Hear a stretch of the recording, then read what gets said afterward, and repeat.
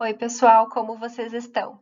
Espero que estejam bem e animados. Sejam muito bem-vindos ao oitavo EPEA e ao sétimo CMEA. Eu sou a Jaqueline e eu estou super animada em estar aqui com vocês hoje, porque eu já participei desse evento por muito tempo como ouvinte, como membro da comissão organizadora, então é um prazer enorme estar aqui hoje como palestrante. E eu vou falar com vocês um pouquinho sobre sustentabilidade na indústria de alimentos, mas antes eu vou falar um pouquinho sobre mim. Eu sou formada em Engenharia de Alimentos pela UFFS, sou da turma de 2012 e colei grau em 2017. Logo em seguida, eu iniciei uma especialização em desenvolvimento de novos produtos alimentícios e também fiz vários cursos, né? Então, trabalhei bastante com materiais de embalagens no CETEA, no Itaú, e também no Instituto de Embalagens. Gosto bastante da parte de gestão em P&D e também, agora que eu trabalho com embalagens, eu gosto muito da parte de design também.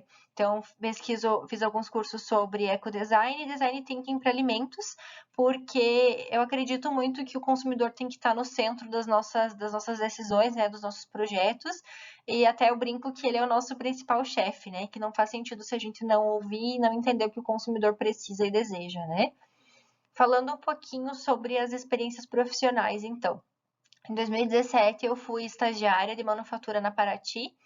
Paraty é uma empresa familiar de Santa Catarina que foi adquirida pela Kellogg, né, uma multinacional americana. Então, foi muito bom eu estar lá naquele momento, né, durante o meu estágio, porque foi justamente nesse momento de fusão das duas empresas que eu consegui ter essa visão, né, de como é uma empresa familiar e de como é uma multinacional, e entender o melhor dos dois mundos, né. Então, foi algo super positivo para mim, porque abriu muito a minha mente e também me trouxe muitas oportunidades, né? Depois do meu estágio, eu fui efetivada como auxiliar da qualidade e 5 meses depois eu já tive a oportunidade de trabalhar em pesquisa e desenvolvimento como assistente de desenvolvimento de embalagens. Eu fiquei lá até 2019, quando eu recebi a proposta para vir trabalhar na Mondelez, onde eu estou trabalhando até agora, né, como engenheira de embalagens. Mas voltando ao assunto principal, né? A questão de sustentabilidade, então. Por que vocês acham que essa palavra está tão em alta recentemente? Por que será que ela tem se tornado um indicador tão importante para as indústrias? E não só as indústrias de alimentos, né? Será que tem alguma relação com o mercado financeiro? E a resposta está nessa sigla aqui, ESG. ESG do inglês, né? Environmental, Social and Governance, quer dizer meio ambiente, sociedade e a parte de governança das empresas, né? Então, todos esses pontos juntos, eles querem dizer, né, o quanto que essa empresa está buscando formas de minimizar os seus impactos no meio ambiente e, ao mesmo tempo, construir um mundo mais justo e responsável, né, para as pessoas, para a sociedade que está no entorno dessa empresa, né? E tudo isso com processos administrativos muito robustos, né, e que de certa forma acabem realmente incluindo esses pontos sociais e de meio ambiente na cultura e nas políticas da empresa, né? Então todos eles, esses 3 pontos, eles precisam estar bem amarrados e trabalhando juntos. E aí ESG foi uma forma, né, de incluir esses pilares nos índices financeiros das empresas. Então, é muito importante, principalmente para as empresas que estão na Bolsa de Valores, né, porque elas acabam sendo avaliadas, né, quanto a isso, porque mostra um compromisso da empresa com a sociedade mesmo, né?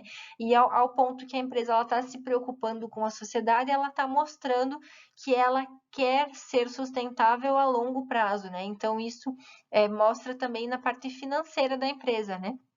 Então, é, essa sigla ela surgiu em 2005 em uma conferência realizada pela ONU e realmente o intuito foi esse, né? Mostrar que ganharia quem se importasse com isso, né? E a partir de então as empresas começaram a adotar algumas estratégias para melhorar esses índices, né? E aí, além da Mondelez, da Nestlé, do Starbucks, que eu trouxe aqui, que são empresas da área de alimentos e bebidas, vocês podem ver que tem outras empresas já trabalhando também. Então, de tecnologia, Microsoft, Google, varejo, Magazine Luiza, né? Cuidados pessoais, Natura, enfim, uma série de empresas já está trabalhando nisso.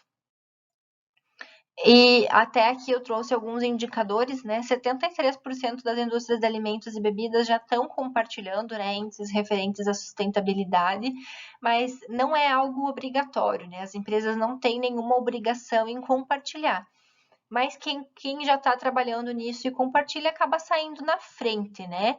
Então, desde que ela opte por compartilhar e dizer que ela está tendo uma gestão ESG, ela precisa compartilhar e esses resultados eles têm que ser auditáveis. Então, não tem nenhum selo, algo que a empresa precise usar nesse sentido, mas a partir do momento que ela está comunicando, ela precisa realmente comprovar. E por que esse ponto está ganhando tanta relevância nas indústrias, né? Porque, de fato, são as empresas maiores que vão fazer esse ponteiro mover. Então, por mais que a gente tenha algumas iniciativas, né, pequenas na cidade, nas regiões, a gente não consegue mover de fato o ponteiro. Então, por isso, a gente sabe que tanto a questão social quanto ambiental é um problema que a gente vem enfrentando hoje em dia e é uma decorrência de ações que foram tomadas lá no passado. Então, a gente precisa de parceiros fortes, né, nesse momento para que a gente consiga fazer a diferença, né, e já pensando lá no futuro, né? Então, por isso que a ONU acabou se envolvendo em tudo isso para que a gente consiga dar uma dimensão muito maior para esse problema que a gente tem hoje e consiga resolver de uma forma muito mais rápida. E aí, quais que são os benefícios para as empresas que adotem a gestão ESG, né? Então, se a empresa ela já está aí no meio, né, está trabalhando com parceiros, com o governo, discutindo essas questões, então ela já vai estar muito mais atualizada, né, quanto a legislações, a tudo nesse sentido, né? Então, o que ela ganha com isso? Ela vai estar reduzindo, mitigando, enfim, custos de multas, né, com esses órgãos regulamentadores. Além disso, vai gerar acesso a novos mercados e novos clientes, né, porque ela tá muito mais aberta e antenada com tudo isso. E também esse fato de estar mais aberta, diversa, inclusiva, vai atrair mais talentos, né? Então, quanto mais mentes pensantes, mentes brilhantes, é melhor para a empresa também, né? E aí isso acaba gerando valor financeiro, social e ambiental em toda a cadeia, né? Não é só para a empresa que adotou. Então acaba gerando de certa forma para os fornecedores, para os clientes, né? Na própria cidade onde essa empresa está instalada. Então ela melhora o contexto onde esses negócios estão inseridos, né? E com isso acaba redesenhando o negócio e até mesmo o seu propósito, né? Para que impacte de uma forma positiva toda essa cadeia e que seja algo sustentável no longo prazo também, né? E aí, como consequência de tudo isso, vai ser a geração de valor da empresa, né? Não é o principal motivo, mas acaba gerando. E aí, agora eu vou falar para vocês um pouquinho como que tá a gestão ESG na Mondelez. Então, a gente tem um propósito e tem os nossos valores, né? Que a gente sempre busca pautar todas as ações nisso. E aí, com o ESG não foi diferente. Então, a gente juntou o nosso propósito com os nossos valores para desenvolver a nossa ambição ESG, né? Então, o nosso propósito como empresa é fazer o snack certo para o momento certo e da maneira certa. E o que isso quer dizer? Quer dizer que com a nossa gama de marcas, de produtos que a gente tem, aqui eu trouxe alguns, né? Mas a gente tem Oreo, Clube Social, Tang, Trident, Lacta, Halls, enfim, uma infinidade. Não consigo falar todos aqui, mas a ideia é que a gente tenha para oferecer para o consumidor o produto certo, né? O produto que ele quer na hora que ele quer. Então, isso significa dizer que eu tenho que desenvolver várias opções, algo para o momento que ele quer algo indulgente, algo mais saudável, né? Algo integral quando ele quer, ou às vezes quando ele só quer dar uma petiscada, ou quer só uma balinha, algo nesse sentido. Então eu tenho que estar presente em todos os momentos. E para eu estar presente em todos os momentos, a minha cadeia de distribuição também tem que estar bem desenvolvida, né? E aí entra a parte de fazer da maneira correta. Então, eu preciso garantir segurança dos meus alimentos, eu preciso garantir que as minhas matérias-primas, os meus ingredientes estão vindo de fontes confiáveis e sustentáveis, que os meus materiais e embalagens eles estão também seguindo todas as regras que precisam seguir, que eles estão otimizados e dimensionados da maneira correta também, que no meu processo de fabricação eu estou conseguindo controlar todos os parâmetros, que as pessoas que estão trabalhando na minha empresa, elas estão sendo bem tratadas, bem cuidadas, respeitadas, que o meu processo de logística, de distribuição está bem otimizado para que ele consiga chegar em todos os clientes que querem consumir os meus produtos. Então, tem toda essa questão nesse ponto de fazer da maneira correta. E aí, até daqui a pouco eu vou compartilhar com vocês as nossas metas e vocês vão ver que muitas delas estão centradas nessa parte de fazer da maneira correta. Mas agora aqui falando um pouquinho sobre os nossos valores também, então eles estão bem linkados com o nosso propósito de certa forma, que é amamos nossos consumidores e marcas, crescemos todos os dias e fazemos o que é certo. Então, juntando tudo isso, a gente desdobrou na nossa ambição ESG, que aí é a sustentabilidade dos nossos ingredientes, a redução dos impactos ambientais, então como CO2, água, desperdícios, né? A parte de diversidade e inclusão também, que é tratada com uma grande importância aqui na Mondelez também, então tanto interno quanto externamente, a gente tem diversas ações nesse sentido. Temos banco de talentos de mulheres, de etnias, LGBTQIA+, o nosso programa de estágio também ele está bem estruturado nesse sentido, então não exige inglês para poder entrar na companhia. Tem algumas metas, né, para a gente incluir as pessoas nos estagiários, para que a gente consiga desenvolver a carreira desses estagiários, para que eles também tenham oportunidades, né, desde o início da carreira. Tem a questão também centrada no consumidor, né? Então, os produtos que atendam às necessidades dos nossos consumidores. Então, a gente busca sempre fazer muitas pesquisas e ouvir o que o consumidor tem a dizer antes de lançar um produto. E o último pilar também é relacionado a embalagens, né? Então, para que a gente não tenha desperdício de embalagens e também que a gente consiga desenvolver uma economia circular, que aqui no Brasil a gente está ainda engatinhando nesse ponto, né? Então a gente já tem um grupo de trabalho que está buscando, né, trabalhando com parceiros para que a gente consiga fomentar toda essa cadeia aqui, que ela já é desenvolvida em muitos países na Europa, mas aqui no Brasil a gente ainda tem muito a se fazer e a gente sabe que sozinhos a gente não vai conseguir. Então a gente precisa trabalhar em parceria com os nossos fornecedores, com outras indústrias também, para que a gente consiga ter um resultado mais efetivo e mais rápido.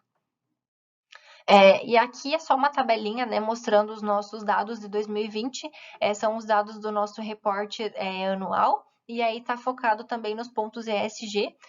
Como a Mondelez é uma empresa de capital aberto, então isso está disponível na internet também, mas se vocês quiserem, não encontrarem, podem me perguntar, eu compartilho com vocês o link, vai ter todas as informações detalhadas, mas aqui eu vou focar em algumas com vocês.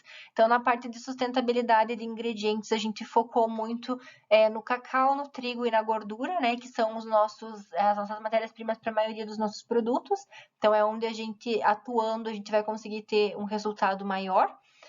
Na parte de impactos ambientais, então tem a questão da redução de emissão de CO2, a nossa meta era reduzir 15%, a gente excedeu em 24%. Redução de água, a nossa meta era 10%, a gente reduziu 33%. A parte de desperdícios, a meta era 20%, a gente reduziu 31%. Na parte de embalagens também a gente tinha uma meta, né, de reduzir o consumo de materiais de embalagem em 65 mil toneladas, a gente reduziu 68 mil toneladas, então excedemos também essa meta em 2020, e a questão de reciclabilidade dos materiais de embalagem a gente ainda está trabalhando. Então, a nossa meta é que 100% dos nossos materiais de embalagem sejam desenhados para ser reciclados. E o que isso quer dizer? Que eles sejam monomaterial ou então que se eles tenham combinação de mais materiais, que sejam materiais compatíveis, né? Que tenham a mesma base poliolefínica para facilitar o processo de reciclagem. E também elas têm que ter todas as embalagens aquele selo, né? Indicando qual que é o material que compõe, para que facilite, né, no momento da coleta e separação desses resíduos, para que eles sejam destinados da forma correta. Então, a nossa meta é que atingir 100%, né, de reciclabilidade é para 2025. Até agora, a gente atingiu 94%, então estamos no caminho. E aí também aqui tem uma série de questões sociais, né? Questão de diversidade, inclusão e qualidade e food safety também que eu comentei para vocês. Mas eu vou focar aqui em dois principais, um de ingredientes e um de embalagens, né? Só para a gente não se estender tanto. Então, na parte do cacau, a gente tem o programa Cocoa Life, que tem por objetivo criar comunidades agrícolas de cacau empoderadas e prósperas, né? Então, a gente trabalha muito na capacitação dos agricultores, focando muito em sustentabilidade e rentabilidade do cultivo, manejos agroflorestais também, para que a gente consiga garantir a produção de cacau, né, em toda a cadeia, para que a gente consiga garantir também o futuro do nosso chocolate, né? Então, óbvio que a gente não trabalha sozinho, a gente trabalha muito em parceria com os nossos fornecedores de cacau também, mas é um programa que a Mondelez acredita muito e, inclusive, a gente já está trabalhando em 6 países diferentes, né, com esse projeto. O Brasil entrou recentemente na lista, né? E aí também tem Gana, Costa do Marfim, Indonésia, Índia e República Dominicana que a gente já trabalha com esse projeto. Hoje, 68% do cacau utilizado nos nossos produtos é Cocoa Life, né? Inclusive tem o selo, e o nosso objetivo é atingir 100% até 2025. Aqui no Brasil, por enquanto, só o Lacta Intense que tem o selo de Cocoa Life, né? Porque a gente não consegue garantir que todo o chocolate Lacta é proveniente do cacau. Embora a gente saiba que uma porcentagem já a gente não consegue garantir 100% ainda. Então, por isso que a nossa meta tá para 2025. Em breve vocês verão esse selinho em mais produtos. E como que a gente garante isso, né? Como que a gente monitora? Então, na parte de agricultura, a gente trabalha muito na questão da renda do cacau, como aumentar a produtividade do cacau, né? Também na parte social, a gente busca ter uma participação mais efetiva das mulheres nos processos de decisões, né? Nesses sistemas agrícolas. Também busca reduzir o trabalho infantil, porque a gente sabe que na produção de cacau isso é muito comum ainda, né? E também a gente tenta aumentar a participação, né, dos jovens, porque a gente sabe que para garantir que toda essa cadeia se mantenha sustentável ao longo do prazo, a gente precisa também de mais jovens atuando e conhecendo do processo, né? E além disso, como eu comentei, tem a questão ambiental, né, dos manejos sustentáveis, sistemas agroflorestais e tudo mais que também é trabalhado com esses produtores. E aí, o segundo ponto, falando sobre embalagens, né? Então, aqui eu trouxe um mix de como que está o nosso portfólio de embalagens hoje, né? Então, cerca de 45% das embalagens que a gente utiliza é papelão, né? É papel corrugado. Aí 31% é papel, né? Papel cartão, nesse sentido. 2% é vidro e um e pouquinho é metal. Então, todos esses já têm uma cadeia de reciclagem bem desenvolvida, né? Então, não é a nossa maior preocupação hoje, né? Então, 79% dos nossos materiais já tem uma cadeia bem desenvolvida. Agora, os outros 21% são plásticos, rígidos e flexíveis. E 15,65 são os flexíveis, e é a nossa maior preocupação hoje, porque os flexíveis eles têm baixo peso, muitas vezes um tamanho pequeno também, e aí isso acaba criando um desafio para coleta e reciclagem, porque além de ser difícil de catar, né, de juntar um volume significativo para que o catador possa vender, não é um material que tem valor agregado hoje, né? Então, o catador, às vezes, ele acaba lá na lixeira, ele pega o PET, ele pega o vidro, ele pega o metal, mas ele acaba deixando de lado esses plásticos menores e mais leves. Então, infelizmente, isso acontece muito porque a gente não tem uma cadeia desenvolvida para esses materiais. Então, a gente estima que 2% das nossas embalagens de plástico flexíveis são recicladas atualmente, é um valor bem baixo. E aí, quais que são os principais desafios para nós como indústria, né? Nessa questão do plástico flexível. A gente precisa achar um substituto para ele, isso é um fato. Ou então dar um destino correto, né? E aí, se a gente vai pensar num substituto, a gente precisa de algum material que mantenha as propriedades de barreira, né? Para que a gente consiga manter o shelf life atual do produto com as características sensoriais, o frescor, a textura que a gente precisa no nosso produto. Além disso, o plástico flexível ele tem outros benefícios, né, com relação ao peso. Então, ele é super leve, ele é fácil de transportar, e aí por esse fato eu consigo, né, ele é mais compacto também, então eu consigo transportar muito mais num espaço menor. Isso eu consigo reduzir a emissão de CO2. Além disso, os nossos processos, os nossos equipamentos, eles já estão muito bem dimensionados para trabalhar com esses materiais. Então, se eu for trabalhar com um substituto, eu preciso de algum que consiga atender velocidades, né, das linhas que eu já trabalho atualmente e que mantenham a hermeticidade e a integridade da minha embalagem. Então, esses são os 3 principais desafios que a gente encontra, principalmente quando a gente está falando em encontrar substitutos, né, para os plásticos flexíveis, que no nosso caso a maioria que a gente utiliza é BOPP, né, BOPP, EPE, enfim. Aí, dentre as alternativas que a gente tem, né? Então, materiais compostáveis ou biodegradáveis poderiam ser uma alternativa, sim. Mas a gente tem alguns pontos, né? Para que eles sejam compostáveis ou biodegradáveis, eles precisam de condições favoráveis. Inclusive, tem alguns que precisam de condições controladas para que isso aconteça. Então, isso é muito difícil porque não vai ficar na mão da indústria, né? Vai ficar na mão do consumidor final. Então, mesmo que eu estou utilizando um material que seja compostável ou biodegradável, eu não tenho certeza que lá no final da cadeia ele vai acontecer, né? Ele vai se degradar. Além disso, muitos deles estão indisponíveis, né, para eu trabalhar em larga escala. Então, eu não consigo trabalhar com volumes altos ou até mesmo em questões de produtos que são globais, né? Então, idealmente, eu deveria trabalhar com a mesma estrutura aqui no Brasil, na China, na Índia, onde eu estiver trabalhando. E às vezes eu não consigo atender essa escala, né? Até mesmo por questões de fragilidade desse material.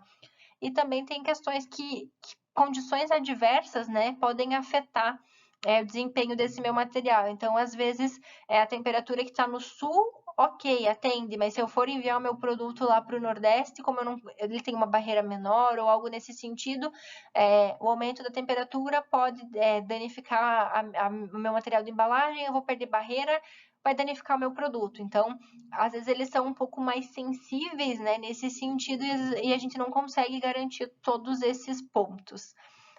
Além disso, também, outra alternativa seriam os biopolímeros de fontes sustentáveis, né? Porém, para eu utilizar esses biopolímeros, eles não podem competir com a demanda mundial por alimentos, né, e segurança alimentar. E também tem o ponto de que existem poucos itens disponíveis no mercado para que eu consiga trabalhar em uma larga escala, né? Então, a gente tem o plástico verde da Braskem, que ele está sendo trabalhado, estudado, aplicado em alguns itens, mas a gente não consegue aplicar ele para tudo, né? Em questão de escala e também por barreira e outras questões de maquinabilidade. E aí, uma terceira opção, então, seria fomentar a reciclagem e a economia circular. E foi por esse caminho que a Mondelez optou em seguir, porque além dele não ter tantos pontos negativos como os 2 que eu comentei anteriormente, ele ainda contribui no âmbito social com a geração de emprego e renda, né, na questão dos catadores, cooperativas e indústrias para fazer essa reciclagem, né? Então, acaba resolvendo 2 problemas, né? E aí, o que que acontece? Hoje, como eu comentei, a gente não tem essa cadeia desenvolvida. Então, nós precisamos trabalhar para agregar valor a esse resíduo, para que aí sim os catadores consigam coletar esse material e dar o destino correto e que eles também sejam recompensados por isso, né? Porque hoje eles nem têm muitas opções para destinar isso. Então, dentre as opções que a gente tem para esse resíduo, né, para que a gente consiga gerar valor, a gente pode trabalhar transformando em outros produtos, né, fazendo o downcycling, que a gente chama, então gerando um produto de menor valor agregado, que aí nesse caso pode ser uma vassoura, um balde, coisas nesse sentido, né, só exemplos aqui. Ou então fazer com que esse material coletado ele seja reciclado, transformado em resina novamente. Só que para que isso aconteça, tem que passar por reciclagem química. E hoje no Brasil a gente não tem nenhuma empresa que faz reciclagem química e que gere um produto, né, que seja seguro para que ele consiga reintegrar na cadeia de materiais e embalagens para alimentos, né? Porque a gente precisa garantir essa questão de segurança segurança, food safety, né? E também a questão de compostos químicos que são prejudiciais à saúde. Então, dentro dessa reciclagem química, às vezes ela acaba sendo tão agressiva que gera, né, alguns subprodutos que são cancerígenos. Então, a gente precisa ter um processo bem estabelecido para garantir tudo isso. Então, como a gente não tem hoje essa cadeia para o PPP, a gente está trabalhando, né, com parceiros para desenvolver isso, e a gente estima que até 2024 a gente já tem essa reciclagem química aqui no Brasil, então vai facilitar esse caminho. E aí, a questão da economia circular, então, acaba sendo a nossa questão prioritária para trabalhar, né? E por isso que em 2020 a Mondelez assinou um compromisso global com a nova economia do plástico. E aí é uma iniciativa que é liderada pela Fundação Ellen MacArthur, e em colaboração também com a ONU, né, para o meio ambiente. Então, além das empresas, né, então órgãos governamentais também e outras organizações estão trabalhando todas com o mesmo objetivo, né, com as mesmas metas para que a gente consiga destinar corretamente esse lixo plástico e reduzir a poluição, né, na sua origem. E aí, nesse programa como um todo, mais de 450 parceiros estão trabalhando, né? Estão com o mesmo foco. E dentre as pessoas que assinaram esse compromisso, estão empresas que representam mais de 20% das embalagens plásticas produzidas globalmente. Então, de fato, a gente acredita que vai começar a fazer uma diferença, sim, porque são empresas de grande porte que estão unidas, né? Então, por isso que a gente está acreditando muito mais nesse caminho de reciclagem e economia circular nesse momento.